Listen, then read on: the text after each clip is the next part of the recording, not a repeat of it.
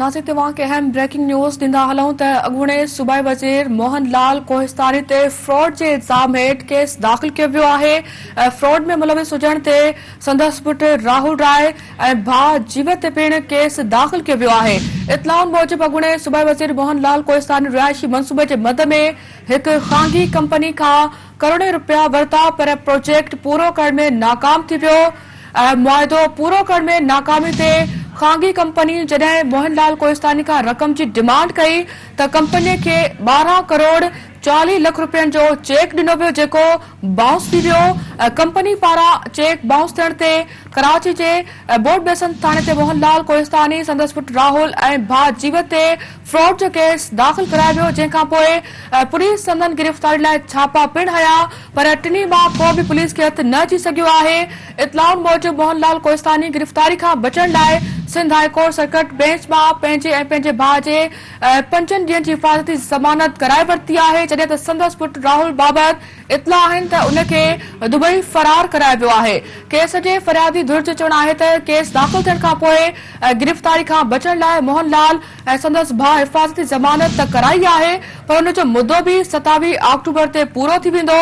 Sindh TV news तरफ़ां इन मामले ते ॻाल्हाइण लाइ जॾहिं अॻूणे सूबाई वज़ीर मोहन लाल कोहिस्तानी सां राब्तो कयो त हुन मामले खां ला तालुकी ॾेखारींदे चयो त इन मामले सां संदसि को बि तालुक न आहे, मथसि कूड़ो केस दाख़िल करायो वियो आहे। हुन सिंध टीवी न्यूज़ जे हिकु सवाल जे जवाब में चयो त खेसि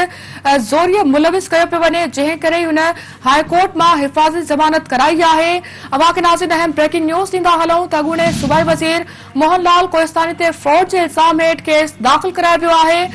फ्रॉड में मुलविस हुजण ते संदसि पुटु राहुल राय ऐं भाउ जीवत ते पिणु केस दाख़िल कयो वियो आहे। इतलाउनि मूजिबि अॻूणे सूबाई वज़ीर मोहन लाल कोहिस्तानी रिहायशी मंसूबे जे मद में हिकु ख़ानगी कंपनी खां करोड़े रुपया वरिता, पर उन प्रोजेक्ट उहो पूरो करण में नाकाम थी वियो। मुआहिदो पूरो करण में नाकामी ते ख़ानगी कंपनी जॾहिं मोहन लाल कोहिस्तानी खां रक़म जी डिमांड कई त कंपनीअ खे 12 करोड़ 40 लख रुपयनि जो चेक ॾिनो वियो, जेको बाउंस थी वियो। कंपनी पारां चेक बाउंस थियण ते कराची जे बोर्ड बेसन थाणे ते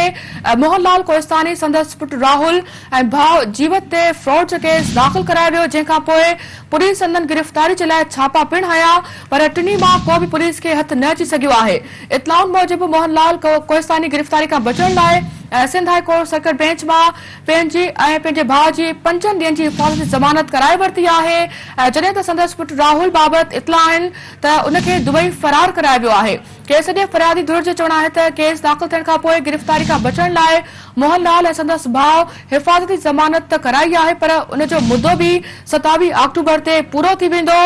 सिंध टीवी न्यूज़ तरफ़ां इन मामले ते ॻाल्हाइण लाइ जॾहिं अॻूणे सूबाई वज़ीर मोहन लाल कोहिस्तानी सां राब्तो कयो वियो त हुन मामले खां ला तालुकी ॾेखारींदे चयो त इन मामले सां संदसि को बि तालुक न आहे, मथसि कूड़ो केस दाख़िल करायो वियो आहे। हुन सिंध टीवी न्यूज़ जे हिकु सवाल जे जवाब में चयो त खेसि ज़ोरीअ मुलविस कयो पियो वञे, जंहिं करे ई हुन हाई कोर्ट मां हिफ़ाज़ती ज़मानत कराई आहे।